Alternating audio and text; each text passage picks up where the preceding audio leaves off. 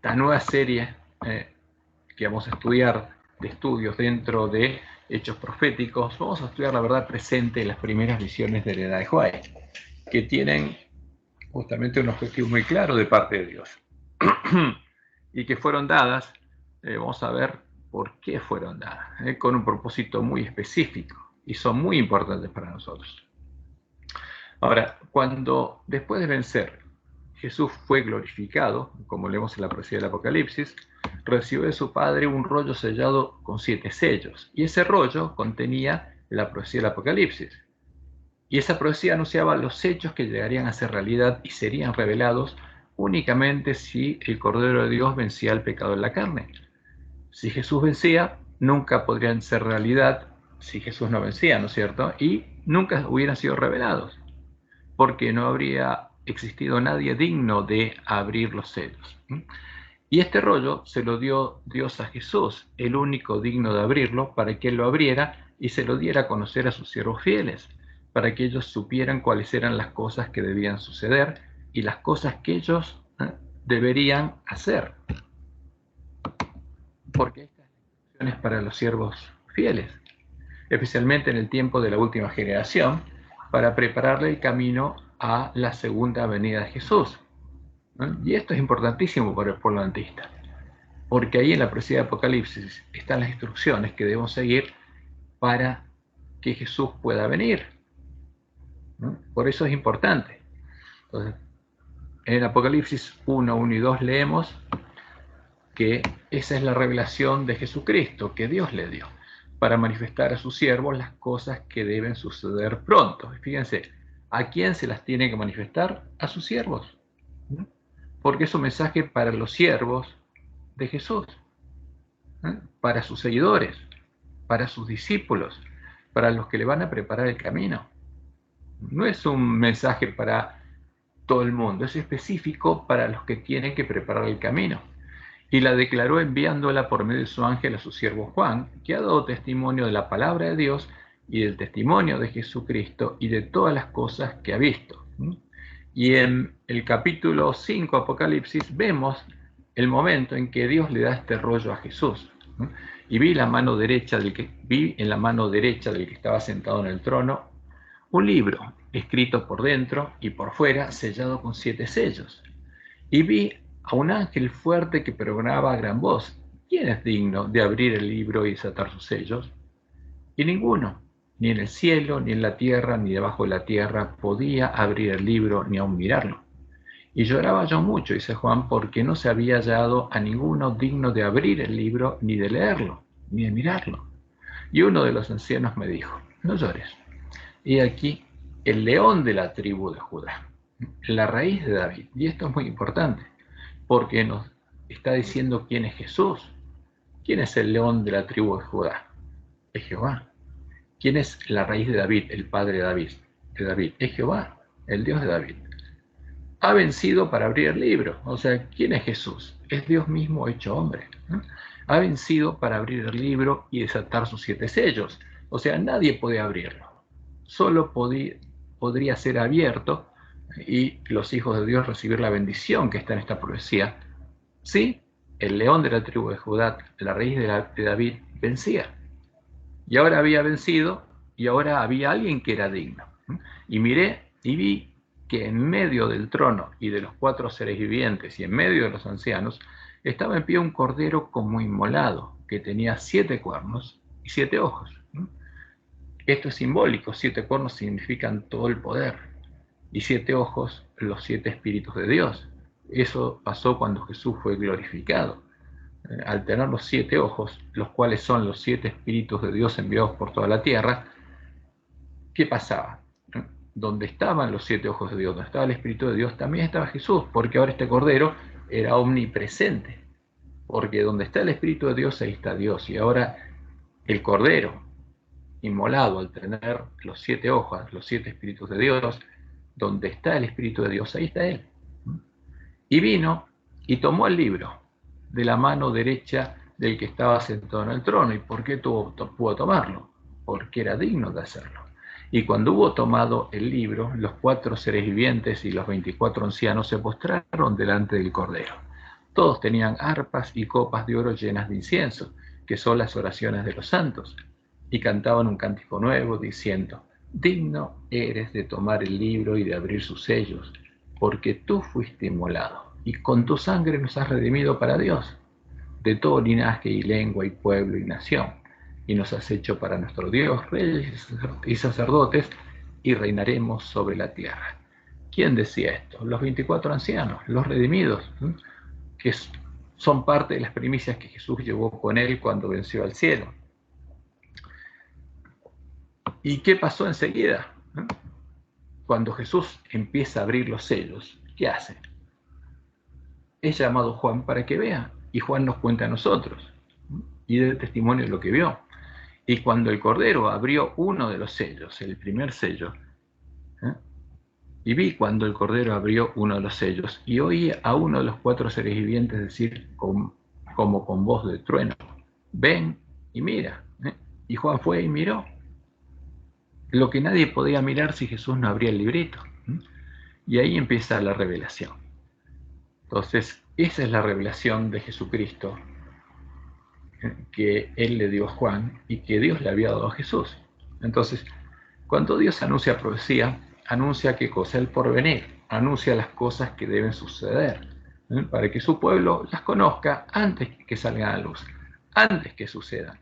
Y siempre es así, como Dios lo prometió en Isaías 42:9. Y aquí se cumplieron las cosas primeras, y yo anuncio cosas nuevas. Antes que salgan a luz, yo os las haré notorias. Y esa es la promesa.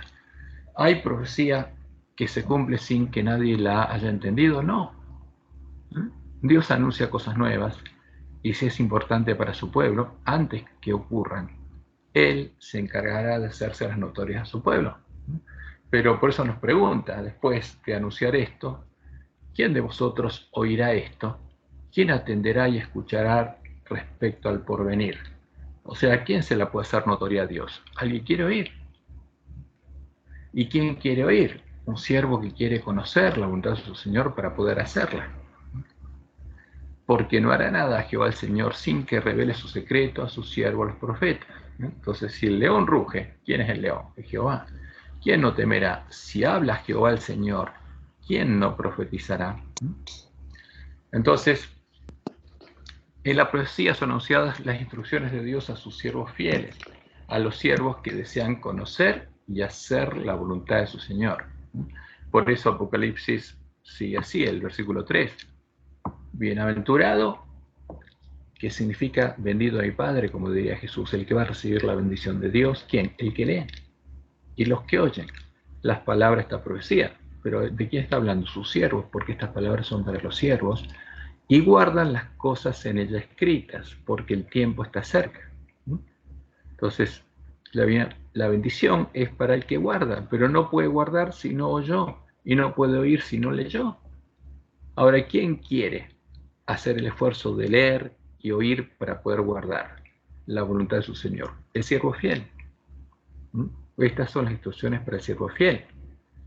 Y en Apocalipsis 22, 6 y 7 leemos: y me dijo, estas palabras son fieles y verdaderas, y el Señor, el Dios de los espíritus de los profetas, ha enviado a su ángel para mostrar a sus siervos de vuelta.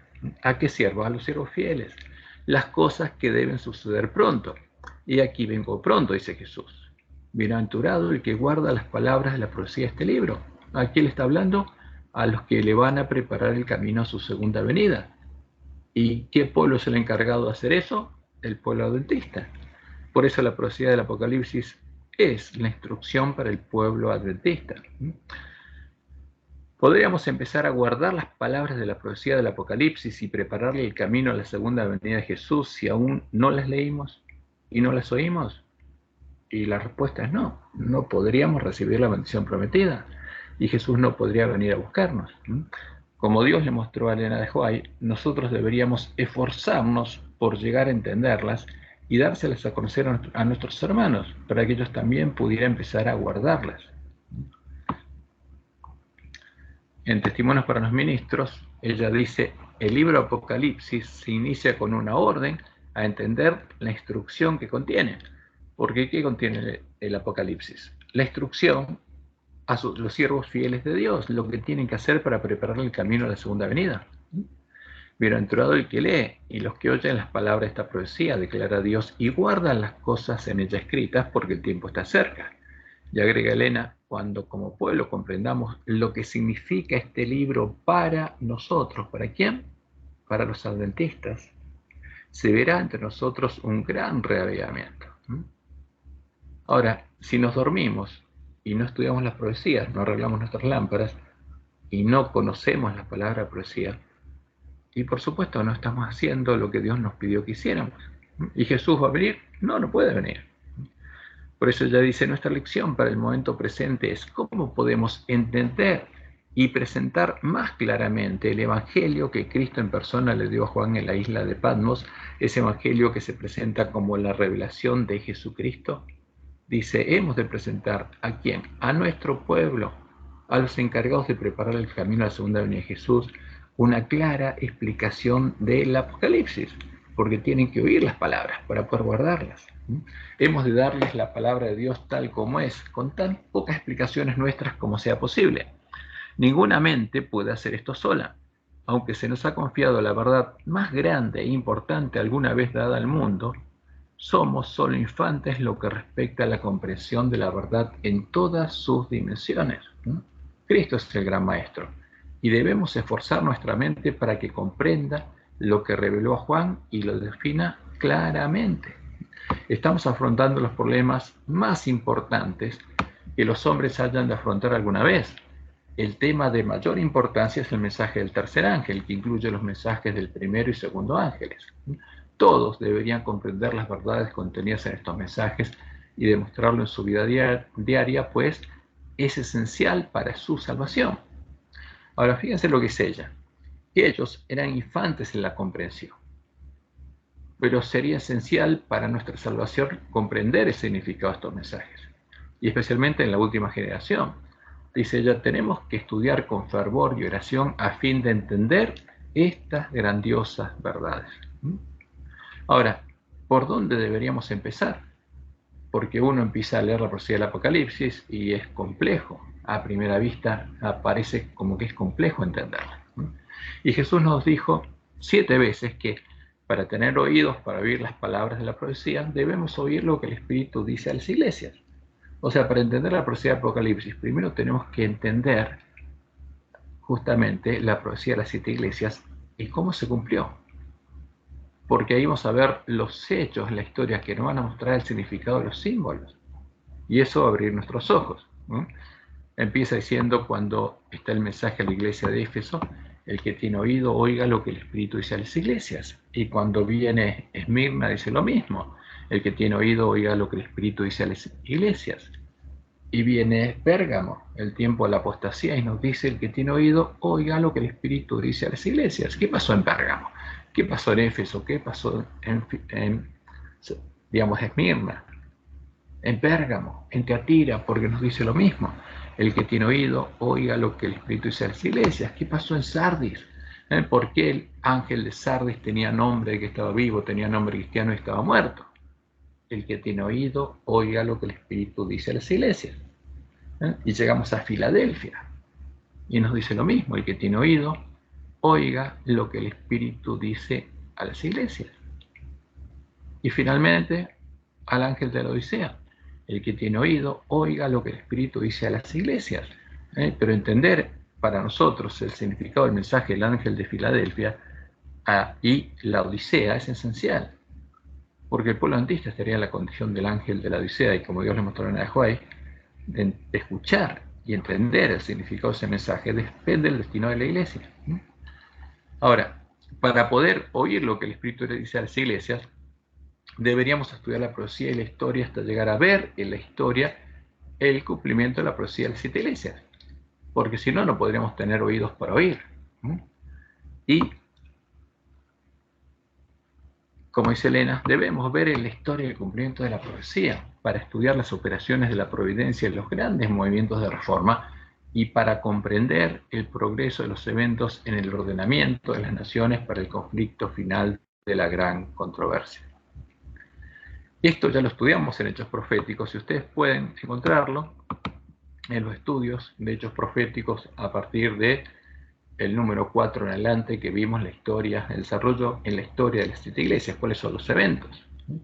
Y acá tenemos un resumen que podemos ver de los periodos proféticos y las 8 iglesias, porque hay 8 iglesias, porque la Odisea no llega hasta el final del tiempo, porque llega hasta el momento en que son sellados los 144.000, y después hay una separación, y la que va a la batalla con Jesús es la iglesia triunfante, que es identificada como la Nueva Jerusalén, porque a todas las iglesias se le ponen nombres ciudades, y la iglesia triunfante es la Nueva Jerusalén, que va con Jesús a la batalla. Pero el tiempo de la Odisea termina cuando comienza el tiempo de angustia. Por eso es importante que lo entendamos. Ahora, la historia de la iglesia cristiana comenzó en el año 31, y ahí vino el periodo justamente de Éfeso, la primera iglesia, la iglesia apostólica, que termina en el año 100, cuando muere Juan, y empieza el periodo de Esmirna, la iglesia que es perseguida, y como Jesús le dice, iba a haber 10 años de persecución final que se cumplieron entre el año 303 y el 313. Y Jesús le dice a nuestros hermanos: sé fiel hasta la muerte y yo te daré la corona de la vida. Entonces es importante entender qué significan los periodos. La iglesia es la misma. Fíjense, empieza Éfeso, es la iglesia primitiva, que sale con el primer amor, y después se empieza a enfriar, y Jesús la amonesta por medio de Juan. ¿Por qué espera? Porque la profecía del Apocalipsis Dios se la da a Jesús ¿cuándo? Cuando vence, cuando es glorificado. Ahora, él espera hasta después del año 90. ¿Para qué? Para darle esa profecía a Juan. Porque en ese año el que tenía que amonestar al ángel de Éfeso porque se estaba enfriando. Ahora ese ángel, que eran los miembros de la iglesia primitiva, recupera su primer amor. Y en el año 100 muere Juan, y la iglesia cristiana, después de Juan, sigue siendo la misma y falta Juan nomás. Ahora, pero esa iglesia había recuperado su primer amor. Y el mensaje de Jesús al ángel de Éfeso había tenido su efecto. Y esa iglesia ahora es rica, le dice Jesús. Eres rica, pero es perseguida. Y termina esa persecución con 10 años de persecución. Y como Dios le mostró en Jehová, en ese periodo, los paganos, abiertamente paganos, perseguían a la iglesia cristiana. Y había dos banderas. Un ejército llevaba una bandera de un blanco puro que decía pureza y santidad de Jehová, como Dios le mostró en Jehová, mostrándole cuál es la bandera que tiene que elevar el pueblo adventista. Y los que los perseguían, o sea, los defensores de la religión pagana de Roma, de la mujer Jezabel, elevaban una bandera negra, la bandera negra de los paganos, con las imágenes de sus dioses. Ahora, ¿qué pasa? ¿Cuándo llega el periodo de la apostasía? Y claramente, cuando termina este periodo de persecución, en el 313. Y ahí tenemos que poner los ojos y ver qué pasó. Porque ahí, como dicen en el conflicto de los siglos, Constantino supuestamente se hace cristiano, y ahí entra la corrupción en la iglesia primitiva. Y como dice la profecía de Daniel 11, el rey del norte seduce a los que apostatan, y con ellos levanta las tropas con las que profanaría el santuario y la fortaleza y quitaría el continuo. Y esas tropas es la Iglesia Universal o Católica de Roma que funda Constantino. Y a partir de ese momento hay dos iglesias. Está la iglesia oficial del Imperio Romano, que es la religión pagana disfrazada de iglesia, es la mujer Isabel disfrazada de iglesia, y está la verdadera iglesia de Cristo. Entonces, ver qué pasó ahí es muy importante para entender justamente quién es Jezabel, quién fue Balaam, como dice Jesús, que con cosas sacrificadas a los ídolos ayudó al rey enemigo, a Balac, a poner tropiezo a los hijos de Israel y hacerles comer de cosas sacrificadas a los ídolos. Entonces no hay que mirar otro periodo, hay que mirar ahí, ¿no?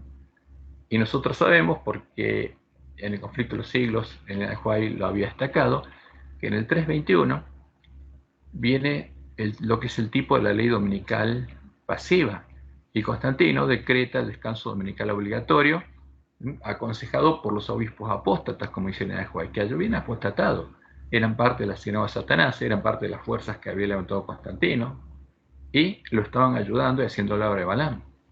Y ahí el que era obispo de Roma en ese momento, Silvestre I, traslada el sábado al domingo, y ahí empieza a cambiar los tiempos y la ley, y se manifiesta el hombre de pecado. Entonces la manifestación del hombre de pecado ocurre ahí. Ya en el 321, esa iglesia apóstata había sido levantada. La mujer Isabel estaba ahí. Y en el 325, Constantino convoca al concilio ecuménico Nicea y la mujer Jezabel se disfraza de profetisa. Y ahí se define justamente la imagen, el dios al que iba a adorar Jezabel. Y empieza justamente la persecución del pueblo que conocía a su Dios porque no se postró ante estas imágenes.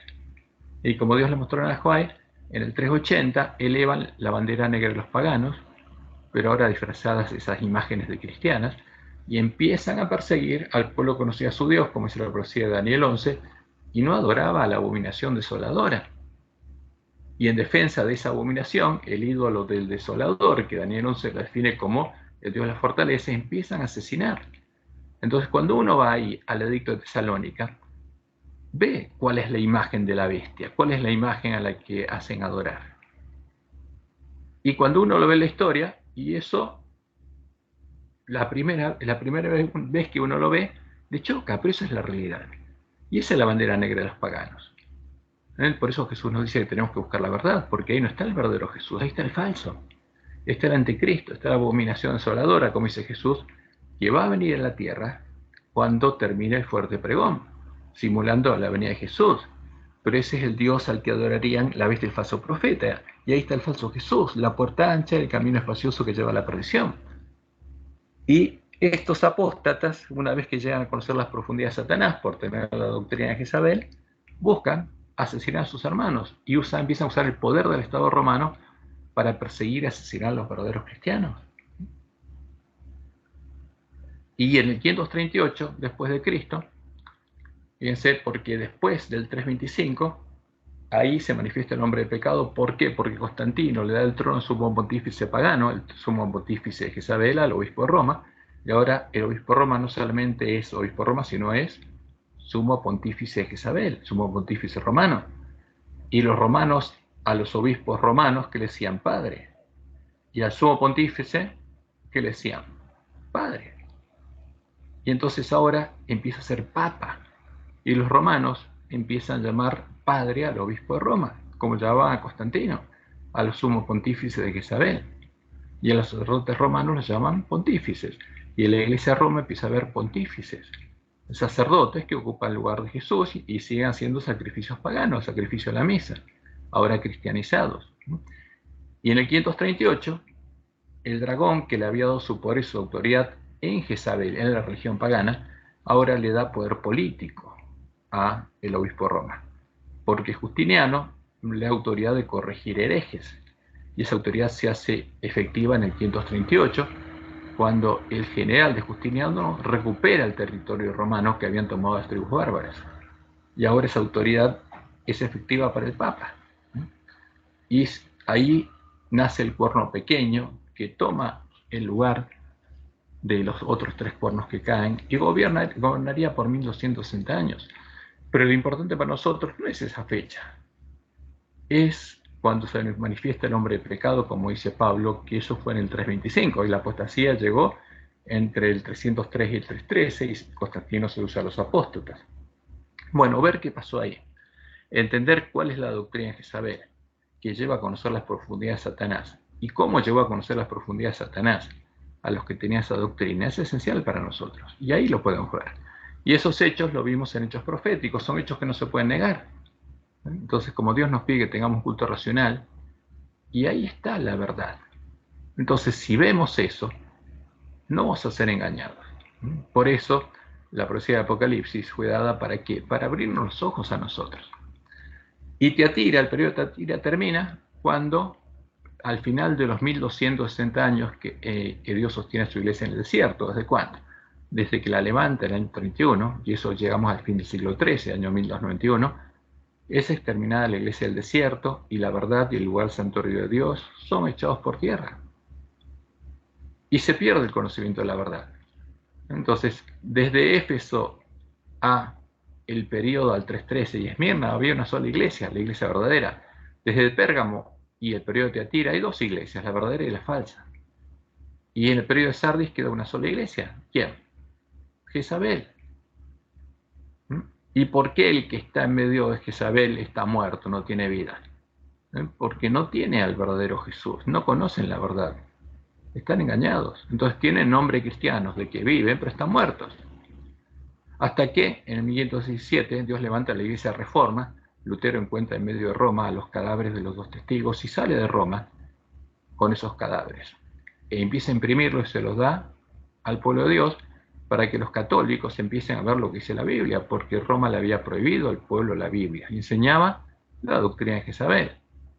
Y entonces la iglesia de Reforma sale de Babilonia, con los dos cadáveres en sus manos, con su Biblia en sus manos, buscando encontrar la verdad. Y poco a poco van avanzando y Roma los persigue y asesina un montón, echa detrás de ellos, el dragón echa detrás de la iglesia de la Reforma, agua como un río, para arrastrar a la mujer. Pero la tierra ayudó a la mujer, porque los protestantes huyen a Estados Unidos, el lugar donde no había un Estado, no había una bestia, en un poder político usar el Papa para perseguir, y ahí encuentran libertad. Y esa predicación de la iglesia protestante, la Biblia, porque lo que dice Lutero es dar la Biblia a los católicos, es la que le hace una herida de espada, la espada de Filos, a la sexta cabeza de la bestia religiosa, la sexta hija, que es la mujer Isabel. Porque los católicos se dan cuenta que Roma no es la verdadera iglesia de Cristo, y por eso salen y se unen a la iglesia de Reforma. Y por eso el odio a Roma y la persecución y el asesinato, porque asesinó a más de 30 millones de protestantes, se embriagó de la sangre de 30 millones de protestantes para aplacar la Reforma, pero esa iglesia huye a Estados Unidos. Y huye teniendo a sus Biblias en sus manos. Y cuando llega el tiempo del fin, en 1798, el corno pequeño pierde su poder político y Dios abre el librito y le da a comer el librito abierto a su pueblo, porque llega el tiempo del fin y las profecías para el tiempo del fin tienen que cumplirse. ¿Y a quién se lo da? Al pueblo que estaba en Estados Unidos, a la mujer a la que había ayudado la tierra, a las iglesias protestantes de Estados Unidos. Y esas iglesias son probadas. Y Miller entiende el mensaje adventista y lo empieza a predicar, y se empieza a predicar el mensaje adventista por todas las iglesias de Estados Unidos. Y los que aman la segunda venida, se unen al mensaje de Miller. Y son perseguidos en sus iglesias por predicar ese mensaje que viene de la Biblia. Y son expulsados de sus iglesias. Y cuando los persiguen, los expulsan, justamente de esas iglesias, haciendo lo que hizo Roma, justamente con los protestantes. ¿Qué pasa? Dios deja esas iglesias, se le muestra al polantista que esas iglesias habían caído, porque la persecución viene como consecuencia de la obra de los lobos vestidos de ovejas en ellos, y Dios las deja y separa para sí a ese pueblo que había comido el librito abierto y había predicado el mensaje adventista.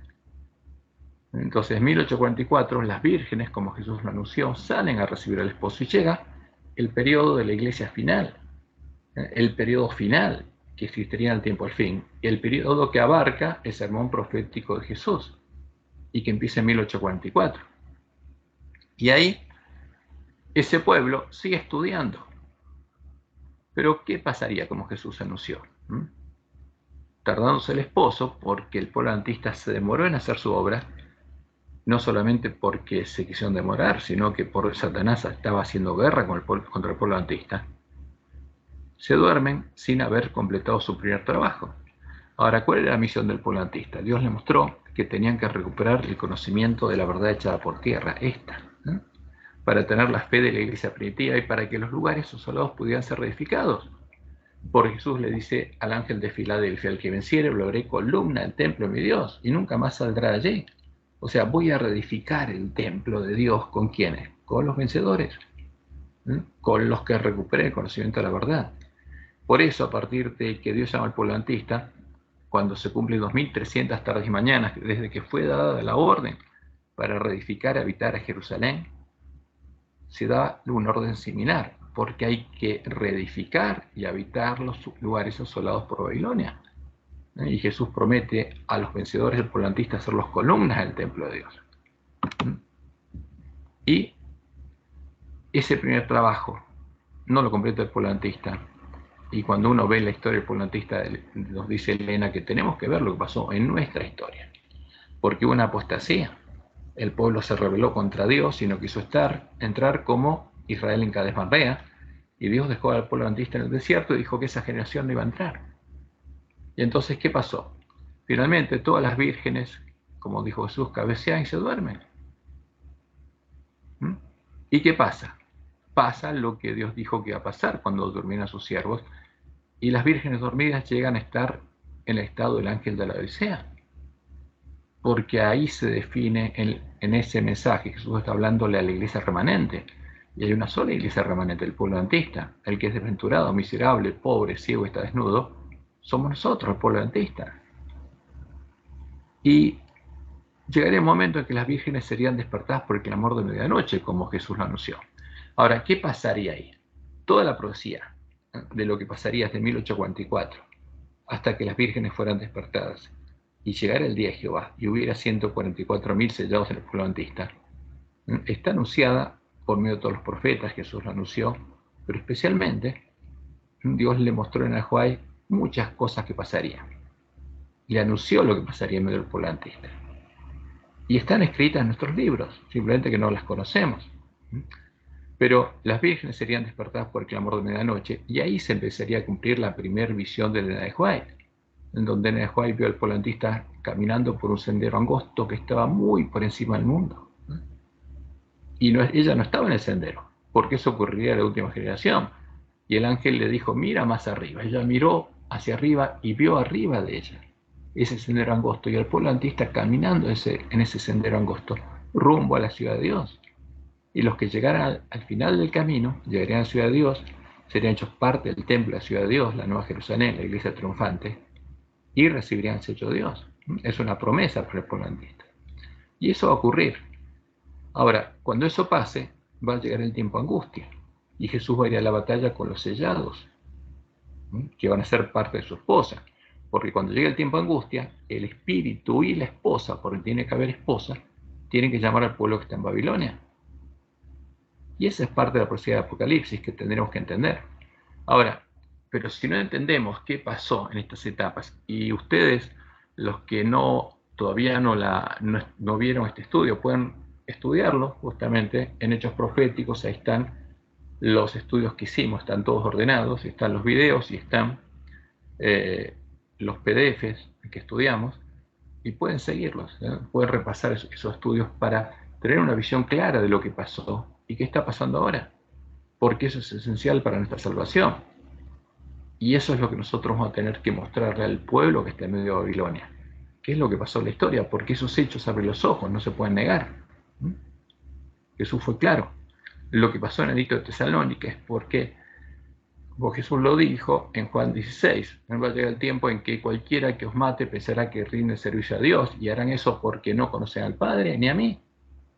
Entonces, los que elevaron esa imagen en el edicto de Tesalónica no conocían al verdadero Dios ni al verdadero Jesús. Lo que está ahí es el falso Dios y el falso Jesús, y eso es muy claro. Entonces, cuando vemos estos hechos, no se puede negar.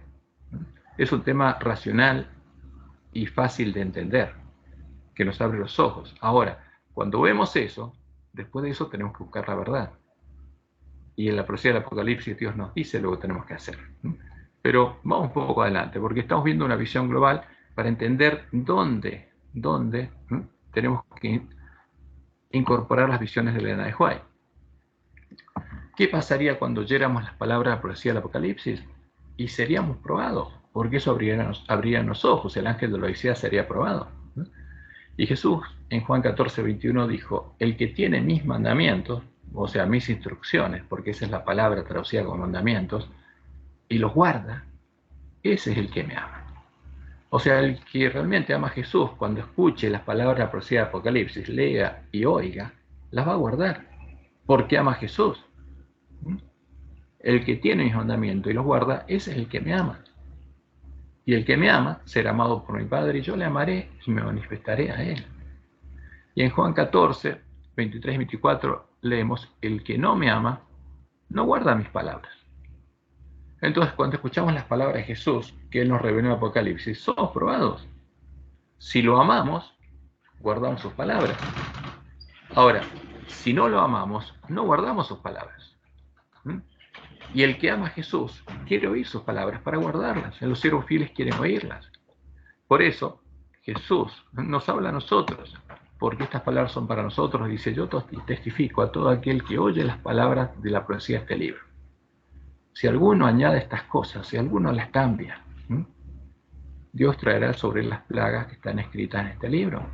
Y si alguno quitare las palabras del libro de esta profecía, Dios quitará su parte del libro de la vida y de la santa ciudad y de las cosas que están escritas en este libro. ¿Por qué? Porque este es un mensaje de salvación. Y los siervos fieles, cuando oyen sus palabras, las guardan y las predican tal como Jesús manda predicarlas. No le agregan ni le quitan. Y por eso Jesús dice, el que venciere, o sea, ¿y cómo se vence? Guardando estas palabras, será vestido de vestiduras blancas y no borré su nombre en el libro de vida. Porque todos nuestros nombres están en el libro de vida, pero Jesús solo puede dejar el de los vencedores. Porque el libro de vida es la libreta de matrimonio del Cordero. Ahí solo va a quedar escrito el nombre de su esposa, el nombre de los vencedores. El que venciere será vestido de vestiduras blancas y no borraré su nombre del libro de la vida y confesaré su nombre delante de mi Padre y delante de sus ángeles, o sea, como parte de mi esposa. ¿Y cómo podríamos llegar a vencer? Solo guardando las palabras de la profecía. Y la pregunta es evidente, ¿somos siervos fieles que amamos a Jesús y guardamos sus palabras? Si aún no leímos hasta llegar a oír las palabras de la profecía del Apocalipsis para poder empezar a guardarlas. Y la respuesta es no. Aún no somos siervos fieles. Los siervos fieles son los que leyeron, oyeron y están guardando las palabras de la profecía del Apocalipsis. Y lo interesante es que la profecía del Apocalipsis no fue revelada completamente a Juan. Aunque él sí entendió todo, Dios le dijo que no lo escriba todo. Y una parte de la profecía del Apocalipsis no fue revelada por medio de Elena de White. Hay una parte de la profecía del Apocalipsis, una serie de 7 eventos, los 7 truenos del Apocalipsis, que es similar a las 7 trompetas del Apocalipsis, que Juan, cuando fue llevado al tiempo en el que serían anunciados, pudo oír. Pero se le ordenó que no escribiera lo que los 7 truenos habían dicho, porque recién serían anunciados cuando el librito fuera abierto y llegara el tiempo del fin. En Apocalipsis 10, del 1 al 4 leemos, vi descender del cielo a otro ángel fuerte, envuelto en una nube, con el arco iris bajo su cabeza, y su rostro era como el sol, y sus pies como columnas de fuego. Tenía en su mano un librito abierto. Ahora, ¿qué nos indica esto? Que estaba cerrado y sellado hasta el tiempo del fin. Las profecías, muchas de las profecías. Ahora, si las profecías estaban abiertas, es porque habíamos llegado al tiempo del fin. Entonces, esto ocurre en el tiempo del fin. Y puso su pie derecho sobre el mar y el izquierdo sobre la tierra, y clamó a gran voz como ruge un león, como ruge Jehová cuando profetiza. Y cuando hubo clamado, 7 truenos emitieron sus voces. ¿Cuándo? En el tiempo del fin. O sea, Dios le mostró a Juan que en el tiempo del fin él iba a anunciar lo que los 7 truenos han dicho. Y Juan lo escuchó. Y cuando los 7 truenos hubieron emitido sus voces, dice Juan, yo iba a escribir, pero oí una voz del cielo que me decía, sella las cosas que los 7 truenos han dicho y no las escribas. Y no quedaron escritas en el libro de Apocalipsis, pero son parte de la profecía de Apocalipsis. ¿Y cuándo tendrían que ser reveladas? En el tiempo del fin. ¿Qué nos estaba diciendo Dios por medio de Juan? Que en el tiempo del fin, Él levantaría un nuevo profeta y nos revelaría lo que los 7 truenos han dicho. ¿Podríamos oír y guardar todas las palabras de la profecía del Apocalipsis sin oír lo que los 7 truenos han dicho? No. Esta es una parte muy importante de la profecía. ¿A quiénes le enviaría o a quiénes les enviaría este profeta a Dios? Y la enviaría al pueblo que habría comido el librito abierto, habría profetizado por primera vez, el librito le habría amargado el vientre y al cual él le habría dado la misión de volver a comer el librito, porque lo que predicó el pueblo antista no se cumplió, porque no había entendido bien las palabras profecías y tenía que entenderlas bien, comprender correctamente el librito y profetizar de nuevo, guardando las palabras de la profecía. A ese pueblo, al pueblo antista, Dios estaba anunciando que le enviaría un profeta. O sea, por eso sabemos que el pueblo adventista es un pueblo profético y la visión de la Nehuai fue anunciada en la profecía. Y leemos en Apocalipsis 10 del 9 al 11. Y fui al ángel pidiéndole que me diese el librito. Y él me dijo, toma y cómelo, y te amargará el vientre, pero en tu boca será dulce como la miel. Entonces tomé el librito de la mano del ángel y lo comí. Y era dulce en mi boca como la miel, pero cuando lo hube comido, amargó mi vientre. Y él me dijo, es necesario que profetices otra vez sobre muchos pueblos, naciones, lenguas y reyes. El pueblo adventista había profetizado, el librito le había amargado el vientre porque no había entendido bien la profecía, pero ahora tenía que entender bien la profecía para poder prepararle el camino a la segunda venida de Jesús. Y para eso tenía que profetizar en todo el mundo. Y eso ocurrió en el periodo de Filadelfia, porque el pueblo adventista es parte de la iglesia de la Reforma que comió el librito abierto. Y el librito le amarró el vientre a las vírgenes. Y a ese pueblo Dios le prometió: al que venciere yo le haré columna del templo de mi Dios y nunca más saldrá de allí, y escribiré sobre él el nombre de mi Dios, dice Jesús, y el nombre de la ciudad de mi Dios, la Nueva Jerusalén. Va a ser parte de la Nueva Jerusalén, la cual desciende del cielo de mi Dios y mi nombre nuevo. Ahora, pero para que eso pasara, porque la profecía se tenía que cumplir, el pueblo adventista tenía que pasar por esa experiencia. Dios tenía que separar a las vírgenes y el pueblo adventista tenía que oír las palabras de la profecía. Pero, como Dios le había anunciado, todas las vírgenes cabecearían y se dormirían sin haber cumplido su misión. Y llegarían a estar en el estado del ángel de la Odisea. Entonces, ¿cuál es el pueblo que anuncia la profecía? Es el pueblo adventista, el pueblo de la iglesia remanente, que en el sermón profético de Jesús es identificado como las 10 vírgenes que saldrían a recibir al esposo. Entonces, fíjense que nosotros tenemos que poner, como Dios dice en Isaías 28, línea sobre línea todas las profecías que se refieren al mismo periodo de tiempo. Entonces, cuando Él habla del remanente, su pueblo, la última generación, todas esas profecías se tienen que cumplir en el único remanente, en el pueblo adventista.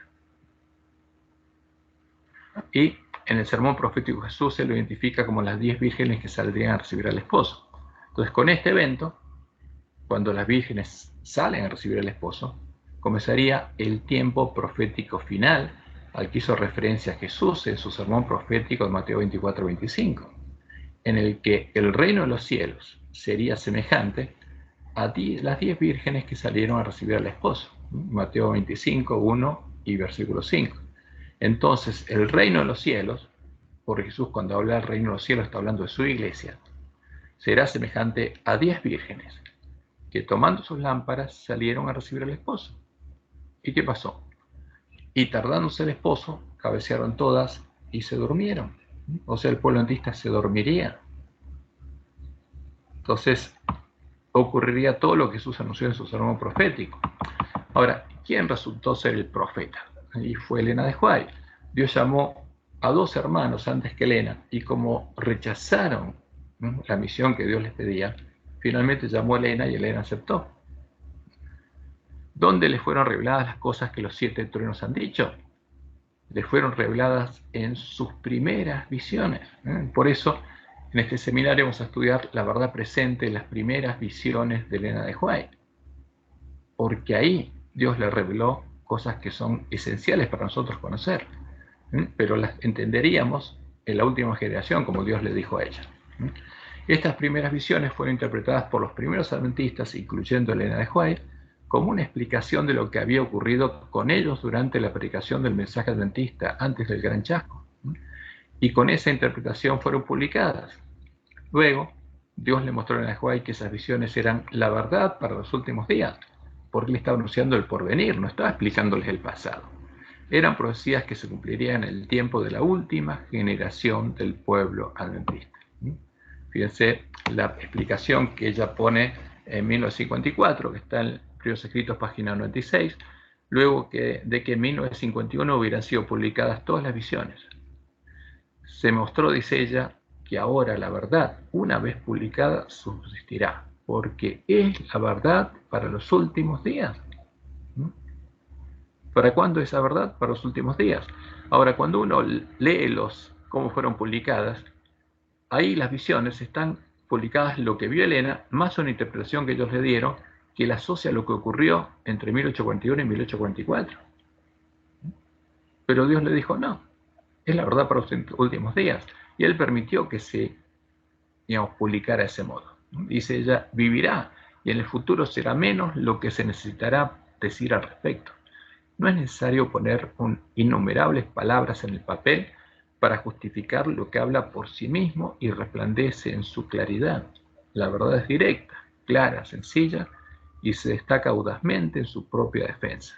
Pero no sucede así con el error. Este es tan tortuoso que necesita una multitud de palabras para ser explicado en su forma torcida. Entonces, cuando uno lee esas visiones y entiende lo que Dios le dijo, que es para el tiempo al fin, que es la verdad para los últimos días del pueblo adventista, y es claro lo que está pasando ahora y lo que va a pasar.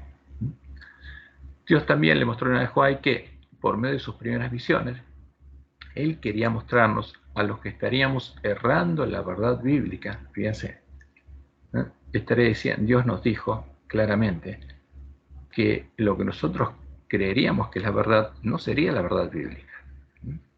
Y Él quería mostrarnos nuestros errores a tiempo, para que nos volviéramos de nuestros caminos antes que fuera demasiado tarde, antes que llegara el tiempo de angustia, porque estas visiones son la verdad presente para el pueblo adventista justo antes que empiece el tiempo de angustia. Esos errores que no podríamos ver y el no hacer caso a las visiones serían la causa por la cual estaríamos en el estado del ángel de la Odisea, porque tampoco estaríamos haciendo caso a las visiones, las habríamos dejado de lado. Fíjense lo que dice ella. Vi el estado de algunos que se adherían a la verdad presente, pero que no hacían caso a las visiones. O sea, adventistas que lo que Dios dejó para iluminarnos el camino en medio de la oscuridad de la noche, no le hacemos caso.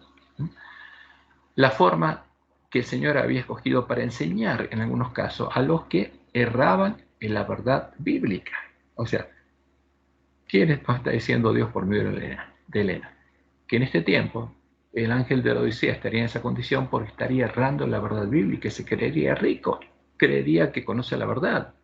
Pero Dios nos está advirtiendo que no, estaríamos en el error.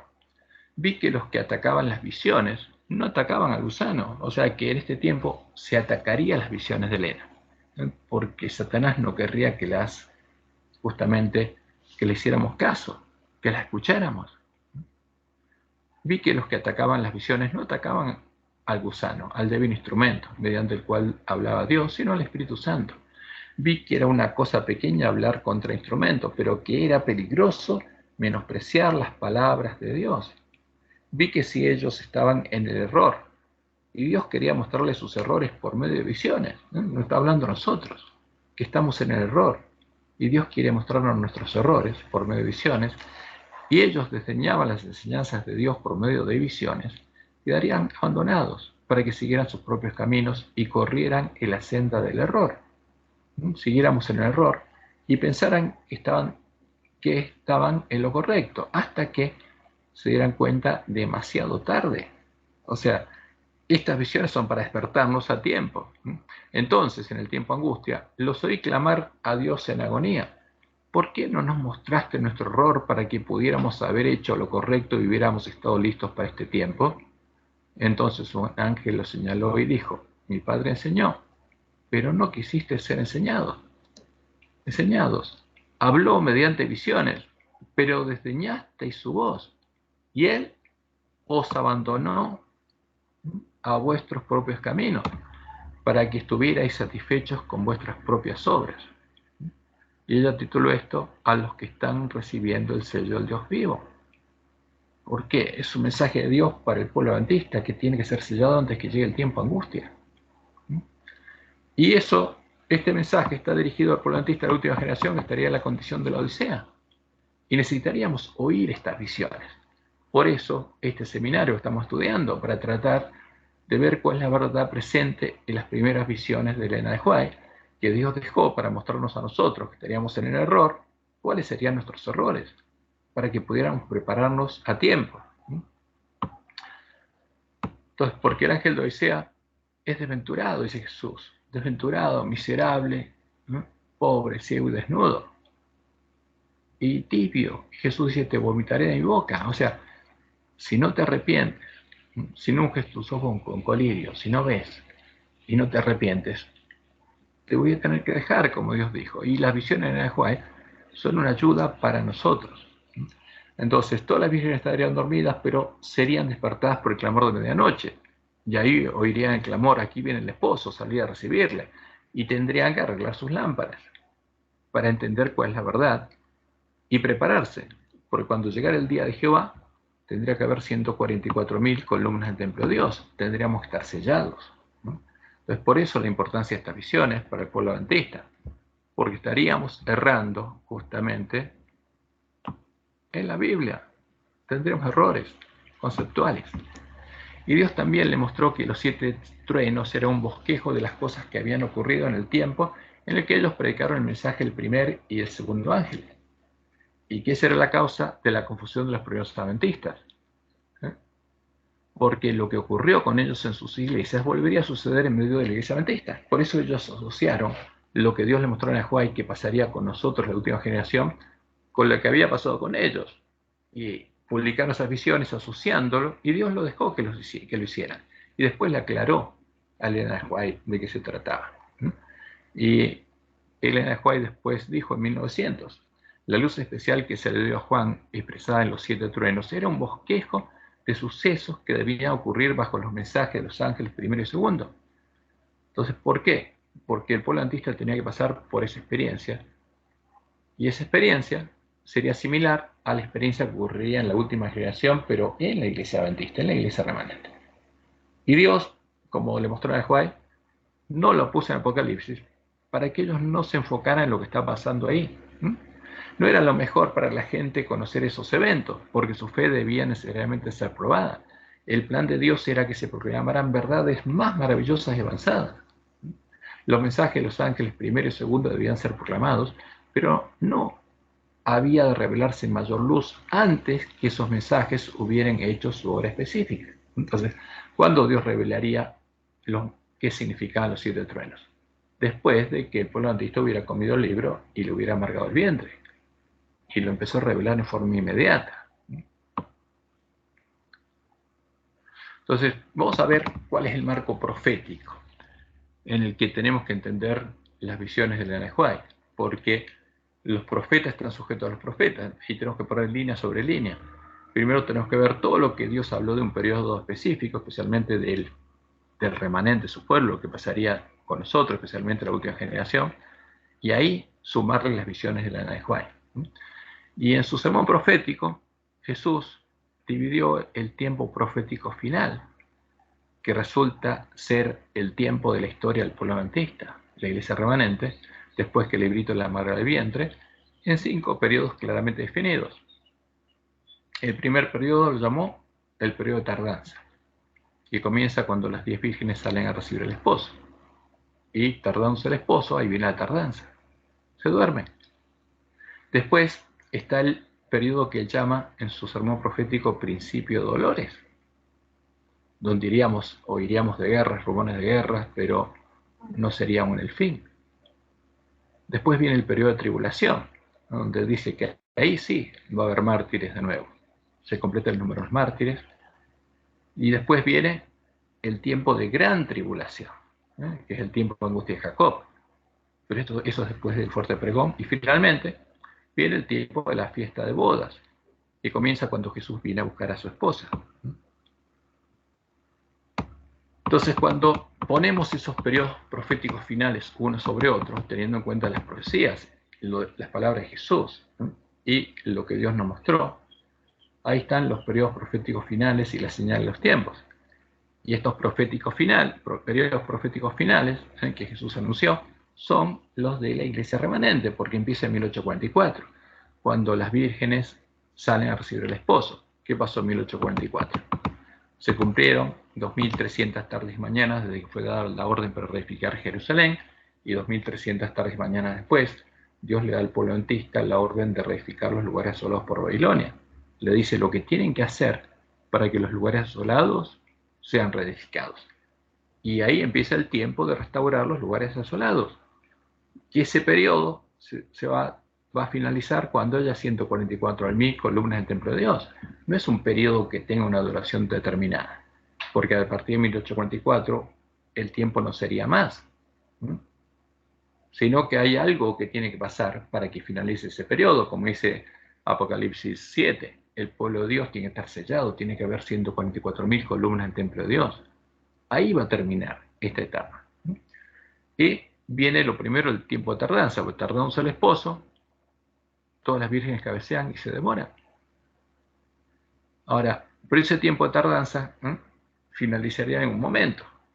Y eso es lo que Dios le empieza a mostrar en Juan en sus visiones. Vamos a ver que ese periodo de tardanza finaliza cuando entra el hombre en la escobilla. Porque Dios empieza a hacer una obra para despertar a su pueblo. Y vamos a ver que Satanás lo ve y empieza a actuar. Y como Jesús dijo en el sermón profético, empieza a brotar las hojas de la higuera. Ahora, pero eso ya es principio de dolores. Y Jesús dice, cuando viéramos brotar las hojas de la higuera, sabríamos que el verano está cerca. Y esas hojas de la higuera son eventos proféticos. Y eso nos indicaría que Jesús vendría en esa generación. Por eso, el que viera esas señales, empezaría a despertar a sus hermanos y a decirle, aquí viene el esposo, salid a recibirle. Ahí son despertadas las vírgenes. Tendremos que verlas. Y ahí empezaría el tiempo de prueba de la última generación. Y acá hay algunos eventos que ya ocurrieron, que vamos a analizar después. Y cuando el hombre escobilla termina de hacer su obra, vamos a ver que Dios lo anunció, está en primeros escritos, le da un mensaje a sus mensajeros y los envía a darle el alimento a tiempo a las ovejas perdidas de la casa de Israel, a llevarles la verdad presente, para que entiendan la profecía y se preparen, para que puedan leer, oír y guardar las profecías del Apocalipsis. Y ahí el prolantista oye las palabras de profecía y tiene que empezar a guardarlas. Ahí encuentra la puerta abierta, encuentra el verdadero Jesús, y de vuelta es elevada la bandera un blanco puro de la iglesia primitiva. Y de vuelta el pueblo de Dios empieza a entrar por la puerta estrecha al reino de Dios, al lugar santuario de Dios, y Jesús empieza a reedificar ese templo con el pueblo adventista. Pero una parte del pueblo adventista empieza a entrar por la puerta ancha a la sinagoga de Satanás. Y por eso la iglesia adventista empieza a germinar juntos el trigo y la cizaña. Y es un tiempo difícil y duro. Y por eso toda la información que Dios nos dio por medio de todos los profetas, por medio de Jesús, Jesús habló mucho sobre este periodo. Y especialmente en estas visiones. Y ahí se escucha el clamor de medianoche. Y es principio de dolores. ¿Por qué? Porque la mujer que no daba luz, desde que fue echada por tierra la verdad, empieza a dar a luz. Porque los 144.000 sellados del polantista van a reflejar plenamente la imagen de Jesús. Van a ser hermanos de Jesús. Van a reflejar la gloria de Dios, van a tener el nombre de Dios y el Cordero escrito en la frente. Y son dados a luz en este periodo de prueba. Entonces, este principio de dolores, ¿va a haber guerras en el mundo? Sí, pero los dolores, como vamos a ver, como Dios le mostró en el Juárez, ocurren dentro de la iglesia adventista, en el pueblo adventista. ¿Por qué? Porque va a haber persecución. Por Satanás va a tratar de impedir que la mujer vestida de sol dé a luz a 144.000 hijos en la iglesia adventista, pero los va a dar a luz.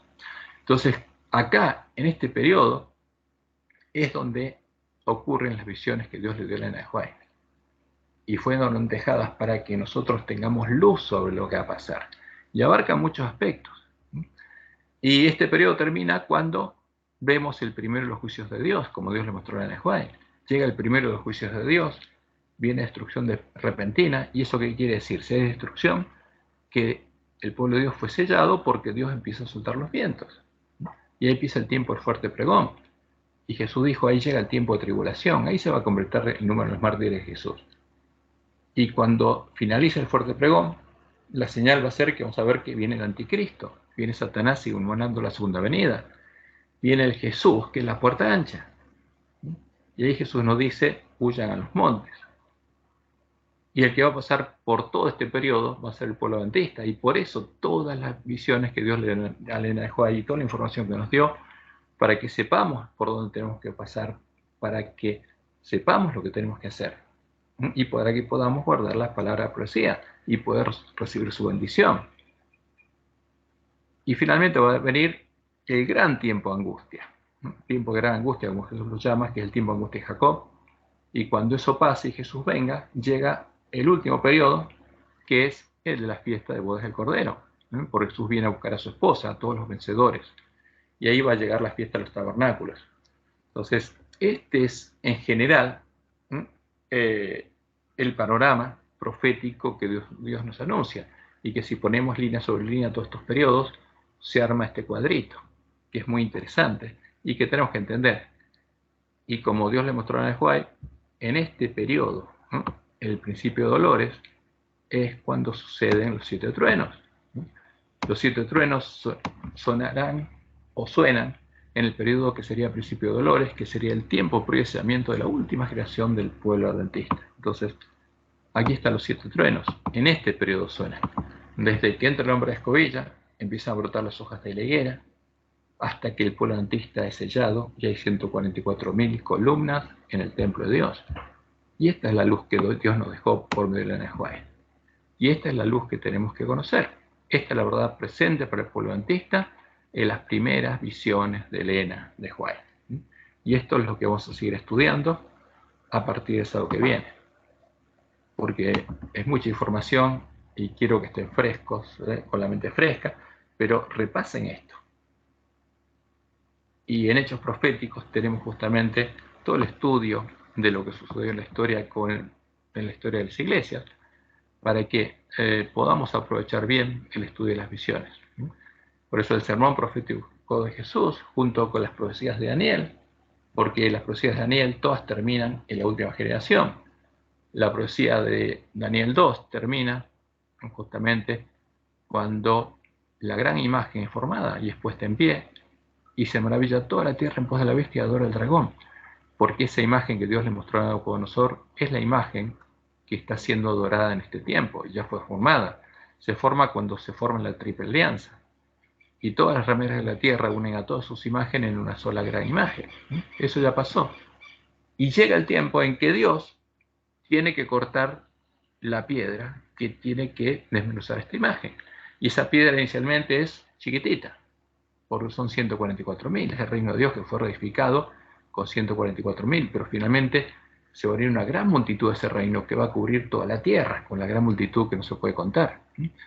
Y la profecía de Daniel 7 también habla de eso, porque llega el tiempo, sea el juicio de los santos del Altísimo, y los santos poseen el reino, reciben el reino. Y la profecía de Daniel 8 habla que los lugares solos tienen que ser reedificados. La profecía de Daniel 11 habla del 30 al 39, de lo que pasó en el tiempo de la apostasía, y cuando la bestia romana persiguió al pueblo de Dios. Y la bestia que suba de la tierra va a ser la obra similar, por eso mucho de eso se va a repetir. Pero del 40 al 44, como Dios les mostró en el Juárez, habla de los eventos que tienen que ocurrir antes que llegue el tiempo de angustia, y que están ocurriendo ahora. Ahora, y podemos decir que todos esos eventos ya se cumplieron, por eso estamos a las puertas del tiempo de angustia. Y Daniel 12 habla del tiempo de angustia, cuando los entendidos resplandecerán y enseñarán la justicia a la multitud, que es la obra que van a hacer los 144.000. Entonces, por eso todas esas profecías definen el marco profético para la última generación, y nosotros tendríamos que conocerlas, porque tenemos que guardar esas profecías. Y la profecía del Apocalipsis es esencial. Como dice Elena, tenemos que estudiarlas juntas. Y las demás profecías para el tiempo del fin, las de Isaías, las de todos los profetas, son las que definen el marco profético en el que deberemos entender las primeras visiones de Elena de White. Y eso es lo que vamos a hacer. Y, por supuesto, esa es la voluntad de Dios, es lo que Dios quiere que hagamos. Y Él, si clamamos a Él, como prometió, nos va a guiar a toda verdad. Por eso, que Jehová los bendiga y los guarde y los guíe a toda verdad. Y tienen la oportunidad ahora para que el sábado podamos avanzar. Si quieren conocer un poco más de lo que pasó en la historia, entren a Hechos Proféticos, vean a partir del seminario de Hechos Proféticos, el número 4, ahí está la historia de las 7 iglesias. Y van a ver lo que pasó y se les va a abrir los ojos, eso les va a abrir los ojos y van a poder entender qué está pasando en la iglesia adventista, por qué Dios dice que hoy estaríamos cerrando la verdad y que estas visiones serían para abrirnos los ojos a los que estaríamos errando en la verdad bíblica. Bueno, espero que sea una bendición para todos nosotros.